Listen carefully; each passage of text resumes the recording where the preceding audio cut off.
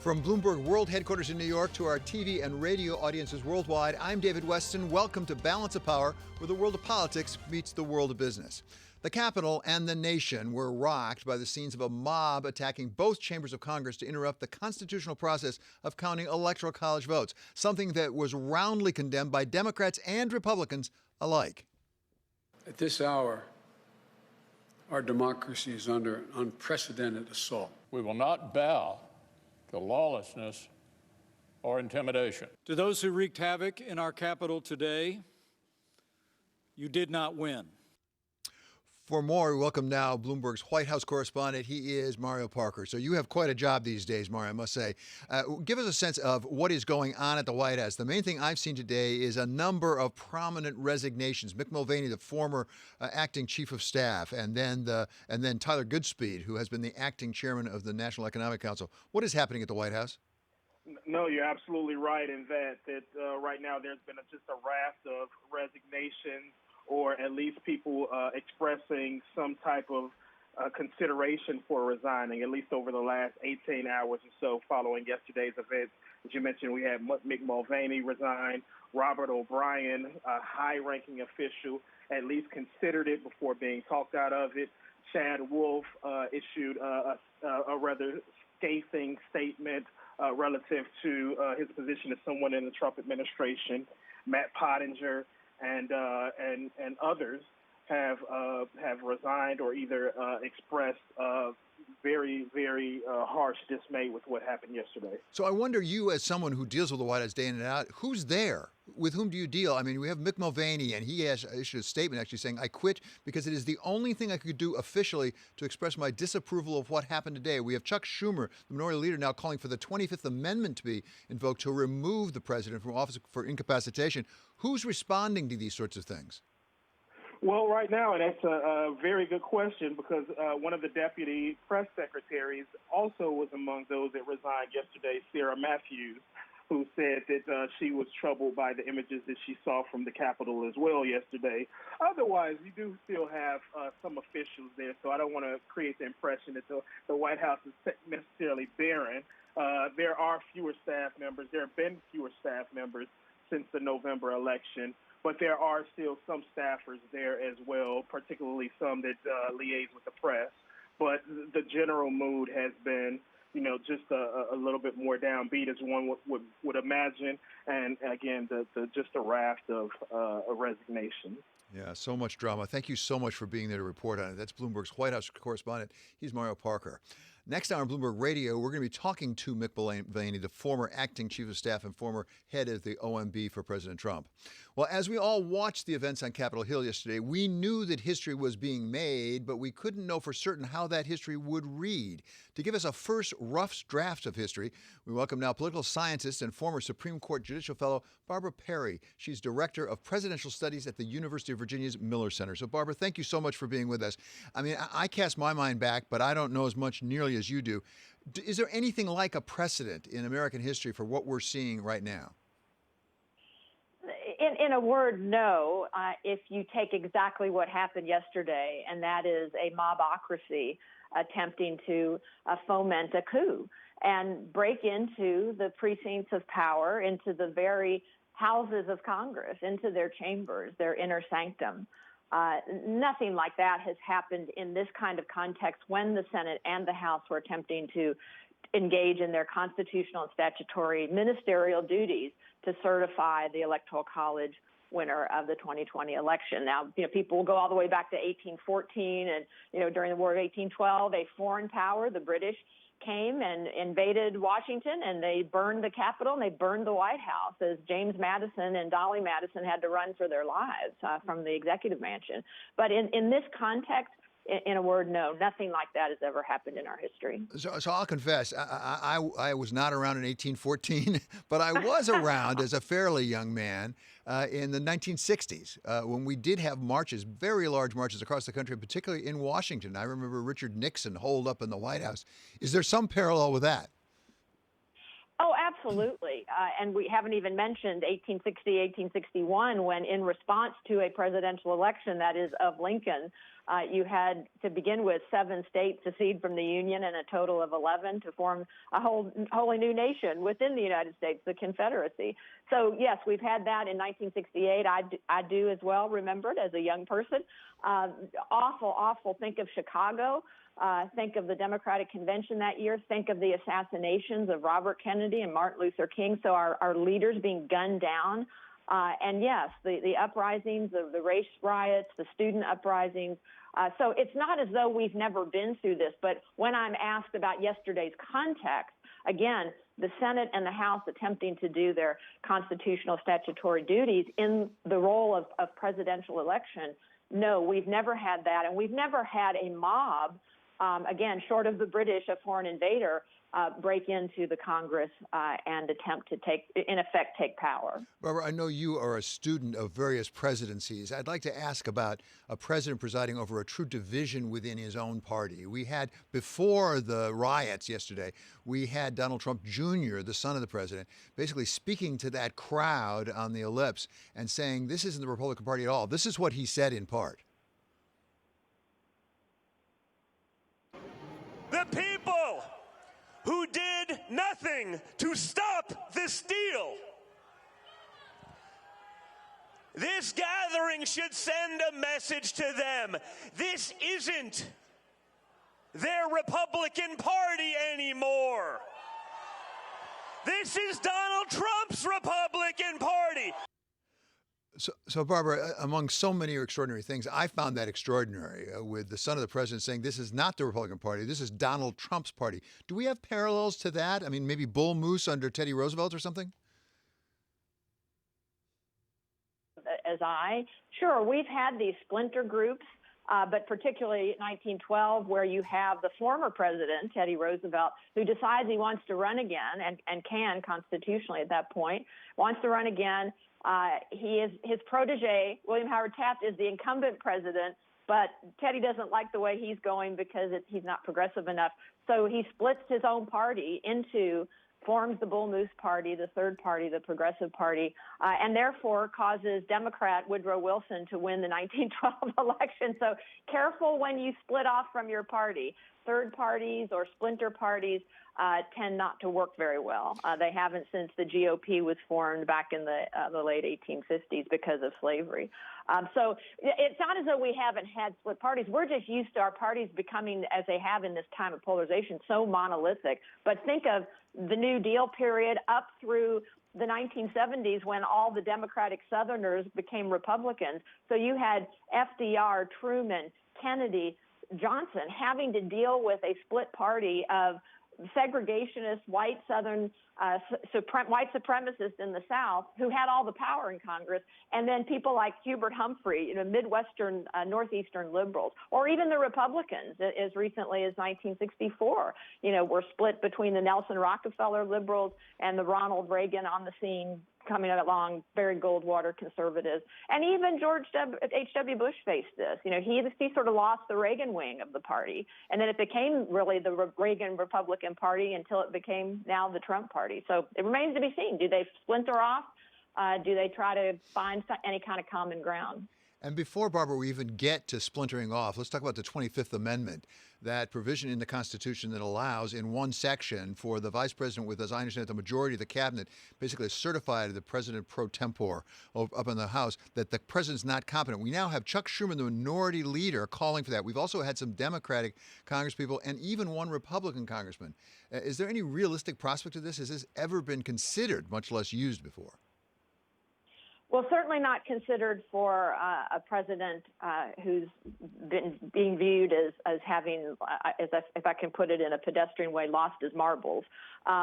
Closest we could get to that, of course, would be Richard Nixon, who was seemingly becoming mentally unhinged towards the end and prior to his resignation. But the process of impeachment was so underway that you had members of his own party, leaders of his own party, led by Barry Goldwater, going down to the White House to say, after the Supreme Court's decision in the Watergate tapes case, Mr. President, if you do not resign, you will be impeached and you will be convicted, and you don't even have our votes, members of your own party. But therefore, they didn't have to consider the 25th Amendment. So, no, we haven't had to consider it really for physical or mental incapacity on the part of the president since that became part of the Constitution in the mid-1960s. Barbara, it's always so good to have you with us. Thank you for your time today. That's Barbara Perry. She's University of Virginia professor and director of presidential studies. Coming up, we turn from the chaos of Capitol Hill to the relative calm of the Federal Reserve with Megan Green of Harvard's Kennedy School. This is Balance of Power on Bloomberg Television and Radio.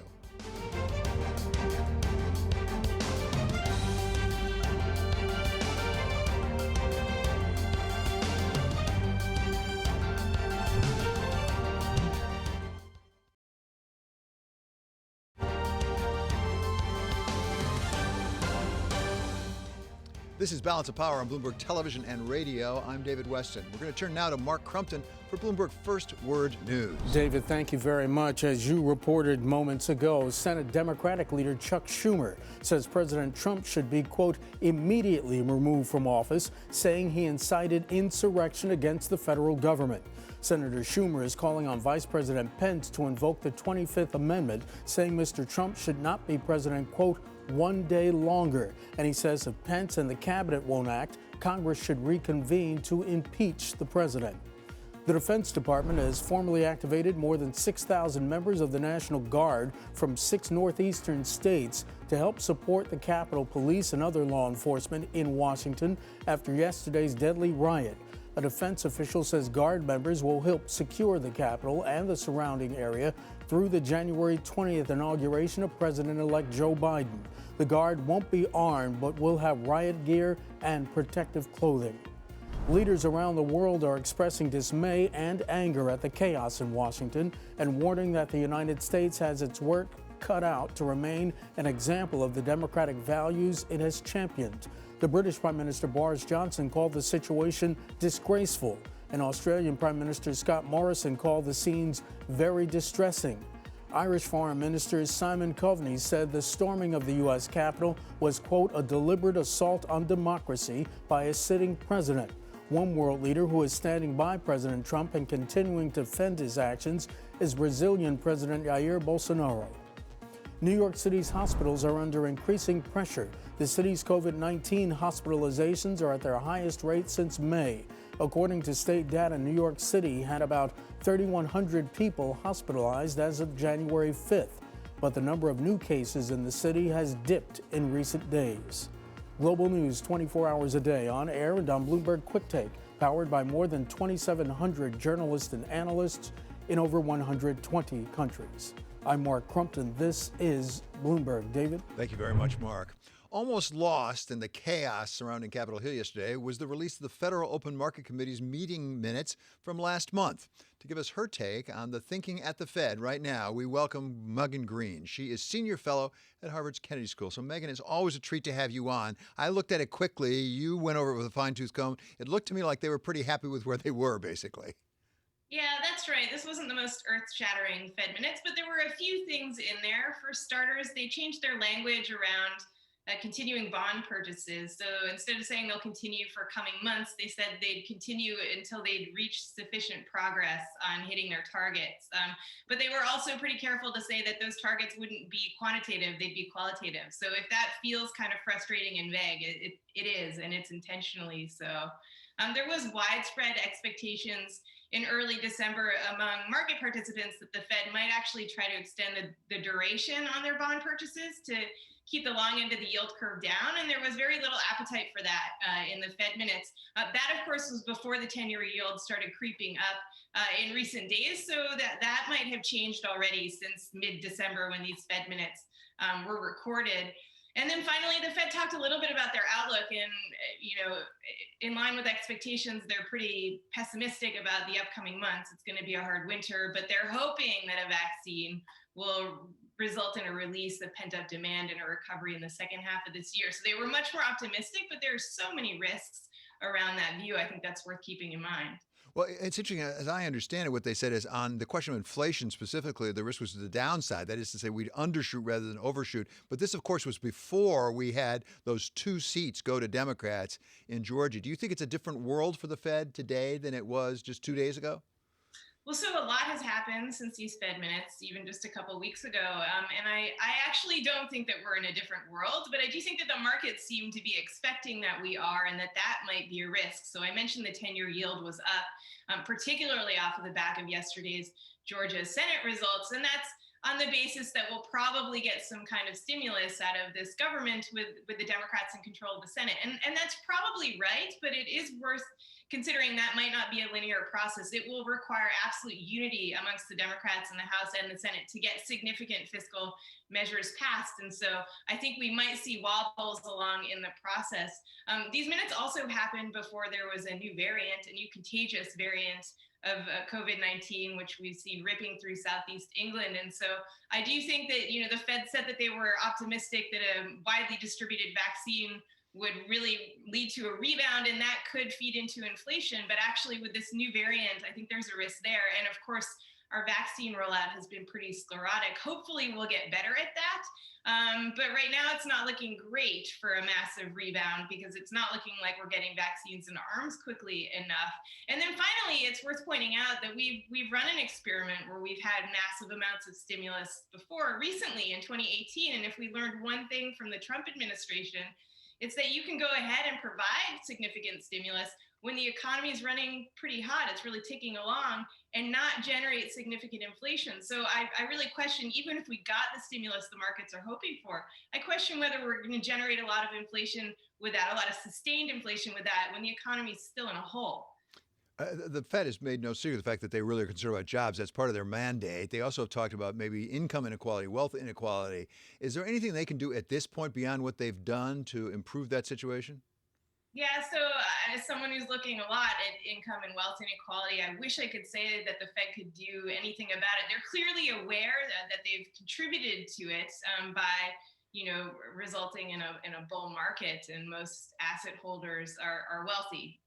But unfortunately, other than kind of running the economy hot, letting inflation come down, trying to pull in workers, marginal workers from the sidelines, there's really not a whole lot that the Fed can do about it. That's much more up to fiscal authorities. And that's partly why Jay Powell has been pretty outspoken. And he's not the only central bank chair to be outspoken about how fiscal authorities really need to step in and do their job. Some of the people, Megan, who deal a lot, work closely with some of those among us who are less fortunate, say if you really want to make a difference on income inequality and ultimately wealth inequality, address small businesses, because that's really where you can make a difference. Is that right? As an economist, does that make sense? So small businesses are the backbone of most developed economies, and they generate the most jobs, essentially. And so if you want to generate these jobs to create opportunities for poorer people, then small businesses are a good place to focus, but also focusing on the individuals specifically would be helpful, and creating, in my view, some automatic stabilizers so that there's a trigger. And when that trigger happens, you go ahead and provide more support to individuals and small businesses rather than making it part of a political process would be a real win as an outcome from this crisis. And there is talk of it, but I don't think it's the top priority, unfortunately. Megan, when you talk about helping individuals, as you know, Larry Summers got a lot of attention by saying $2,000 a person is not the way to go. The fact a lot of people will just save that money. They can't spend it effectively. We need to target it other ways, such as state and local assistance. Is he right? Yeah, so Larry's not the only one saying that, there's a better allocation of that money. Olivier Blanchard came out and said the same, and also got a lot of flack for it. I think that is right, though, that dispersing checks, they say when you're coming up with the ideal fiscal policy, it needs to be targeted, timely, and temporary. Dispersing $2,000 checks isn't particularly targeted. And so I do think things like allocating money to local officials who are on the front lines and can go ahead and figure out how to plow that into education versus vaccine distribution and local services is probably a more effective way of supporting communities. Okay, Megan, always a treat to have you with us. Thank you so much for your time. That's Megan Green of Harvard Kennedy School. She's a senior fellow there. We have some breaking news now. Dow Jones is reporting that federal investigators are probing sales card practices at American Express. We'll keep on that and bring you more details as they develop. And now a programming note. Wall Street Week airs tomorrow night at 6 p.m. Eastern Time. We're going to be wrapping up a wild week in politics and what it meant for global Wall Street, if anything. This is Balance of Power on Bloomberg Television and on radio.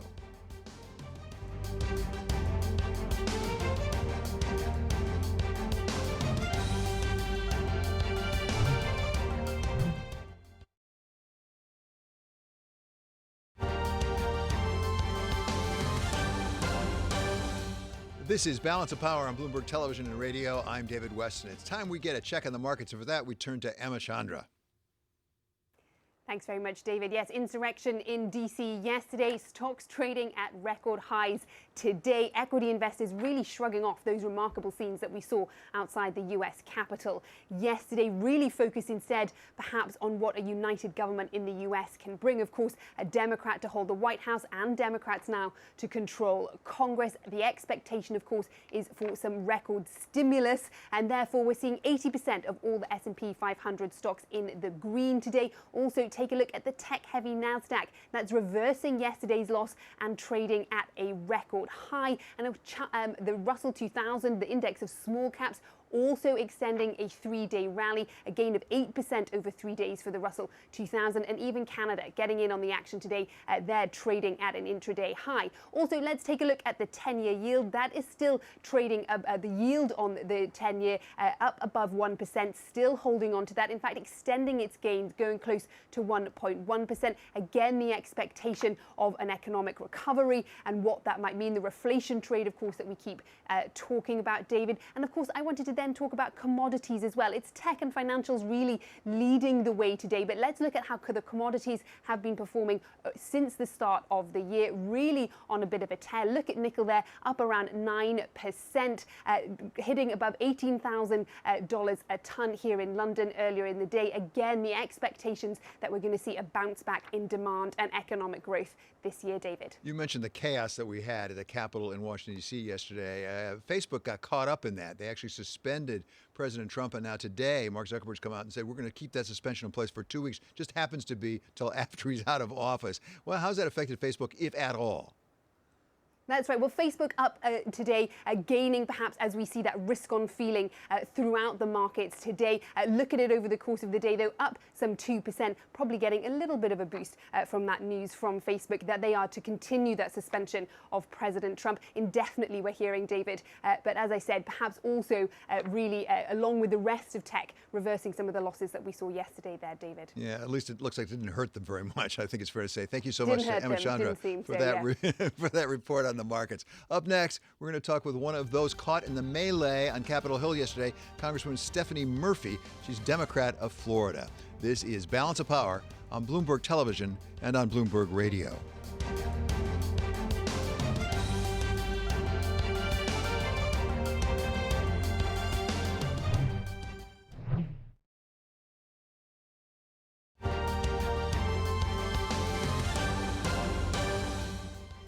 This is Balance of Power on Bloomberg Television and Radio. I'm David Weston. When the mob invaded Capitol Hill yesterday, the House and the Senate were meeting in their respective chambers to hear debate over an objection to the counting of electoral votes from Arizona.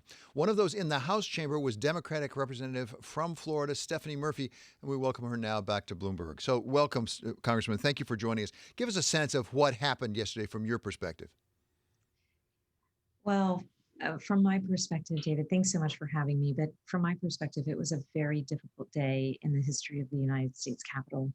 But at the end of it, I think we all saw that our democracy prevailed, that once the chaos was settled, we went right back to work, and that the rioters weren't able to achieve their goal of using violence to influence a political outcome. And this was it's a hard day for me in particular because I'm a refugee. My family escaped the tyranny that was imposed by the Vietnamese government, and this country rescued us. And it has always been a beacon of democracy for my family and so many others. And I love my country so much, and I never take for granted our system of government. And that's really why I'm so heartbroken about what happened yesterday. There are various people now are pointing fingers. It's inevitable when something like this happens. And a lot of attention has been focused on President Trump, who did go out and speak just before this all happened and said it was all a stolen election. At the same time, is there a larger issue here about our democracy and the extent to which we all feel like we're in the same country? These are people that certainly President Trump has led, but I'm not sure that they didn't have some real concerns about the country before he came along. Well, you're putting your finger on what's really problematic is that there are people who are very angry. They see a government that isn't working for them, that isn't serving them, and they are being fed and they're consuming information that isn't based in fact. And there are colleagues of mine, as well as the president, who fanned the flames that resulted in this kind of violence. We have to figure out how, as a nation, we can come together and turn the page on this chapter of hyper partisanship and people living with different realities of what is going on in this country. We have to figure out a way where we can work from a common set of facts and then move forward with our different political ideology on how we address those sets of facts. But right now, with foreign interference and the influence of social media and the way our news is produced, we are creating bubbles of information and they don't intersect. And so you're seeing people who are acting on that information that they're receiving, and it's not always true. One of the specific proposals that's come forward has been invoking the 25th Amendment to the Constitution to remove President Trump immediately, and that has now been espoused by as high up of a person as Senator Chuck Schumer, now the minority leader, about to become the majority leader of the U.S. Senate. Does that help us put this behind us and move forward, perhaps as one country, or does it make it more complicated? Well, let me first just say that I think it's unacceptable that we have a president who has repeatedly condoned and even encouraged this kind of violent behavior in order to achieve his political end. And I think, if the vice president were willing to support the 25th Amendment, I'd support him in that. But really, right now, I think our goal should be to ensure a peaceful transition of power. So, that means that we focus on January 20th and we make sure that what occurred yesterday doesn't happen again. So we have the transition of power and something of a crisis surrounding it, which I must say I'm surprised at. That hasn't been the case in the past for the most part in the United States of America. We also have a pandemic going on. I know it's affecting your home district, north of Orlando, as well. One thing that I think everyone could participate in is a unified approach to getting ahead of this pandemic. Yeah, I used to work at the Department of Defense, and when I was there, we were dealing with the H5N1, H5N5H1. We were dealing with the avian flu, and it was a very deadly disease. And what we discovered in dealing with that disease is that we have to have a whole of government approach to responding to the pandemic. And unfortunately, we don't have leadership right now in the executive branch that is providing the infrastructure for a whole of government approach. And in fact, what we have is that we have leadership in this country that has decided to politicize the bare minimum safety things that people could do to keep themselves safe, such as wearing a mask. Somehow that has become a political statement. And so that's putting more people at risk. So I think, and my community is a victim of all of this. Our infection rates are increasing after the holidays. Our hospital systems are changing their status from green to yellow and stepping it up to red. This is a real serious issue. So I'm looking forward to the new administration taking a more comprehensive approach to addressing this issue. And we have got to crush this virus if we want to see an economic recovery in this country. Congressman, you mentioned that in a prior life you worked at the Defense Department. You were involved in national security. As we watched that video yesterday, it didn't make us feel really secure. What will be done going forward? What can be done to make sure that we don't have that repeated? That, in fact, we do protect our capital and we protect our lawmakers, such as you?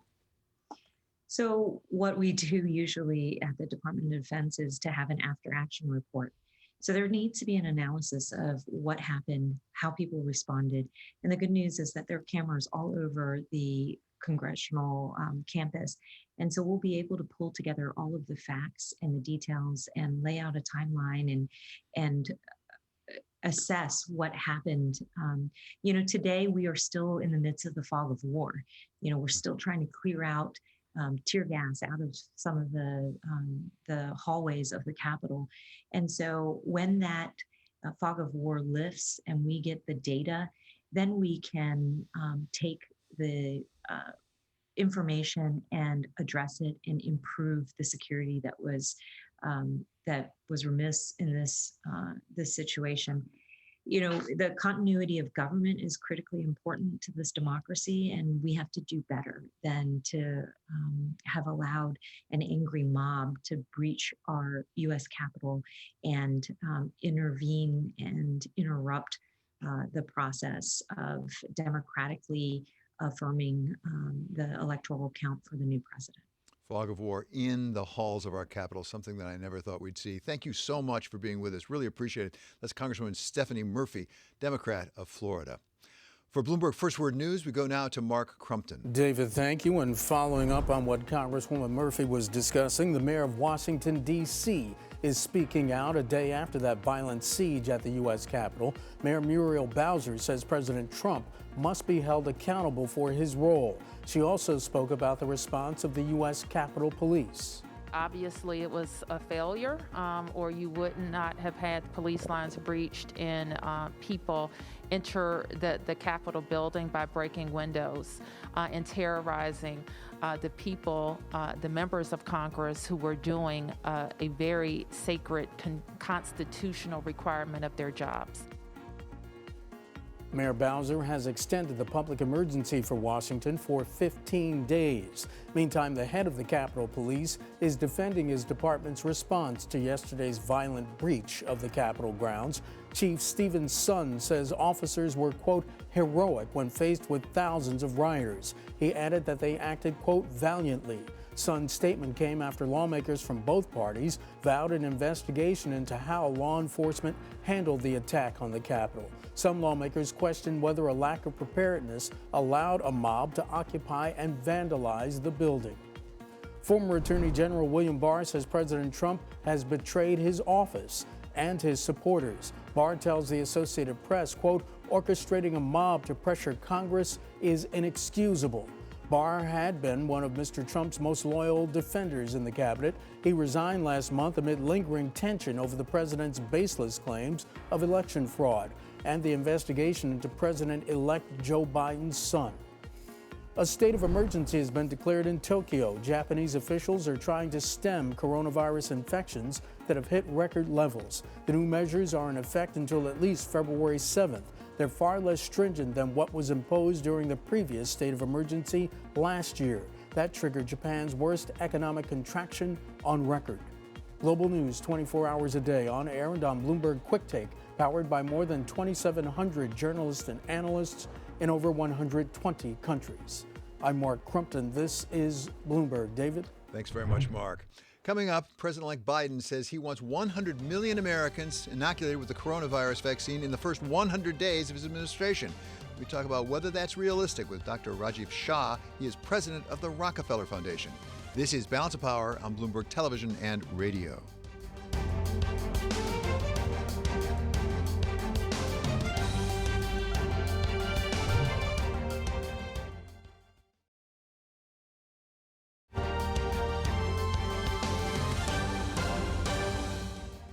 This is Balance of Power on Bloomberg Television and Radio. I'm David Weston. There is a race on between a coronavirus that's infecting more and more Americans and getting a vaccine into the arms of a critical mass of potential victims. To handicap that race, we welcome back now Dr. Rajiv Shah. He is president of the Rockefeller Foundation. So, Dr. Shah, thank you so much for being with us. Give us your sense about where we are in this vaccination campaign. It feels like it's not going as well as we had hoped.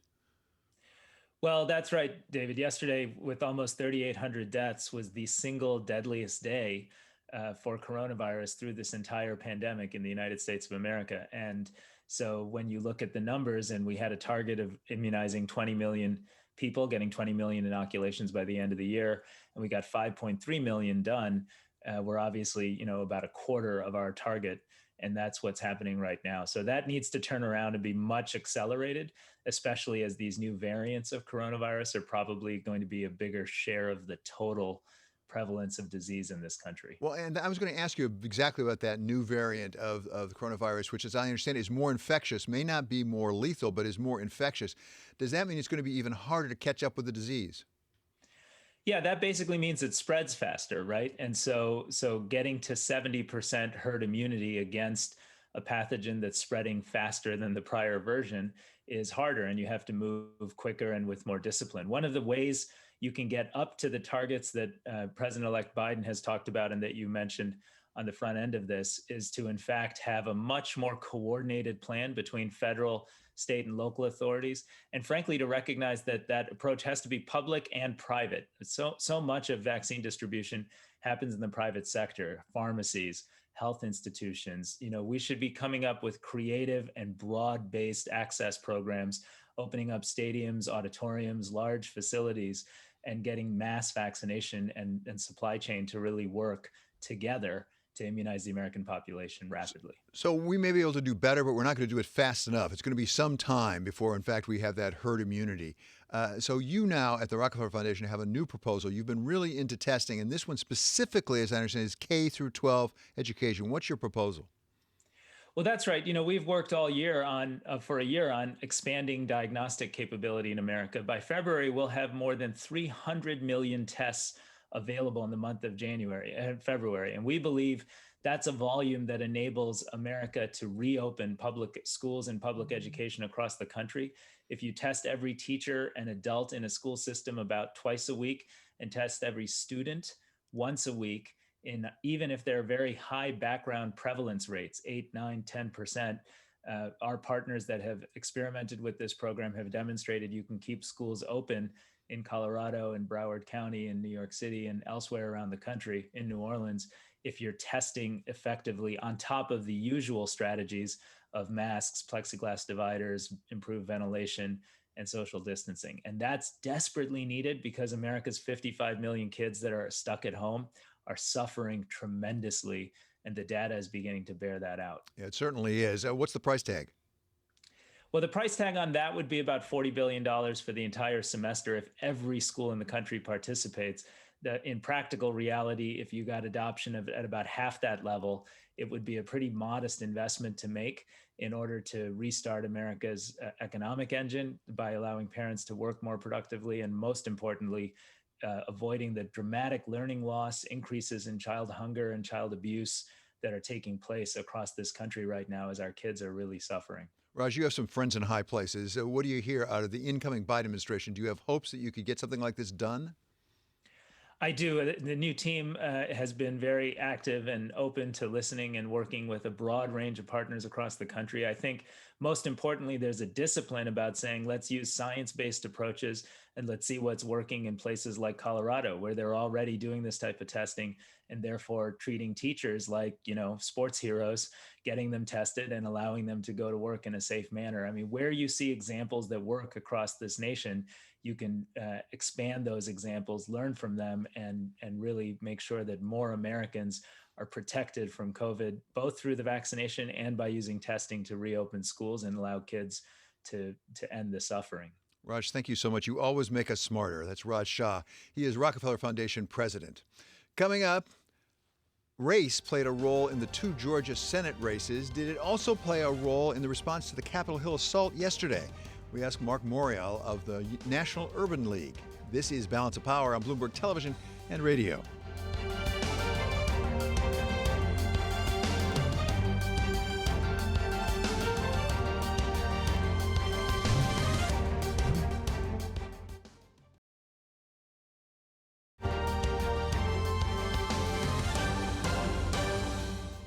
This is Balance of Power on Bloomberg Television and Radio. I'm David Weston. 2021 has started out just about where 2020 left off, at least when it comes to the role of race in our politics, with a record turnout in Georgia of black voters and other people of color. We welcome now Marc Morial. He is president and CEO of the National Urban League. So welcome back, Marc. Great to have you here. As I say, the numbers I saw glad were... to be with you. Happy New Year. Happy New Year to you, sir. The numbers I saw were pretty impressive in terms of the black voter turnout in Georgia.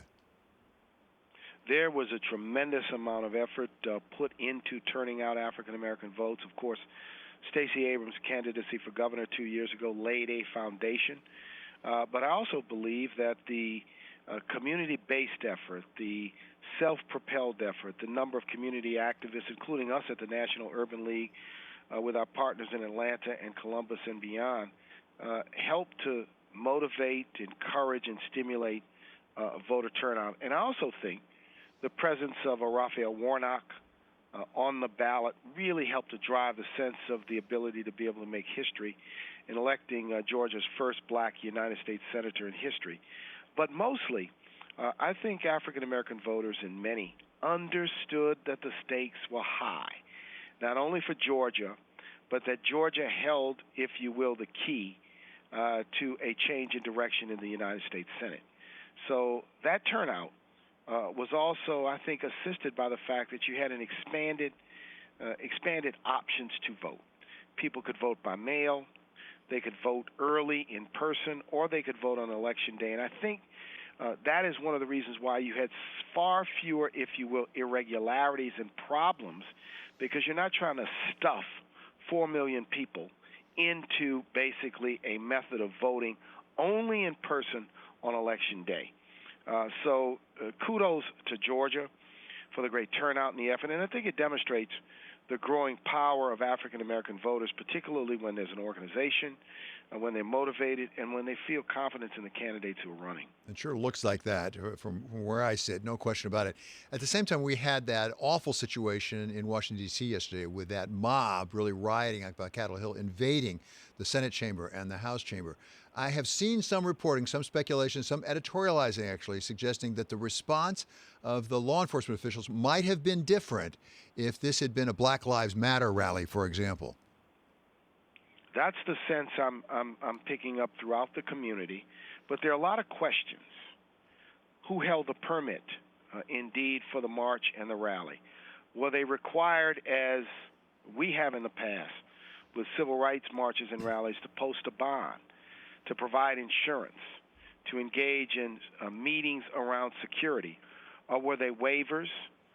Was this, if you will, given special treatment? My question is, how did law enforcement miss the fact that this mob of people, tens of thousands of people coming into town, who announced and pronounced with the president as its leader, inciter, aider, and abettor, that they, quote, were going to make January 6th a day to be remembered in American history. I mean, how'd they miss this? I do think that had this been a Black Lives Matter or a civil rights protest, this would have been handled very differently.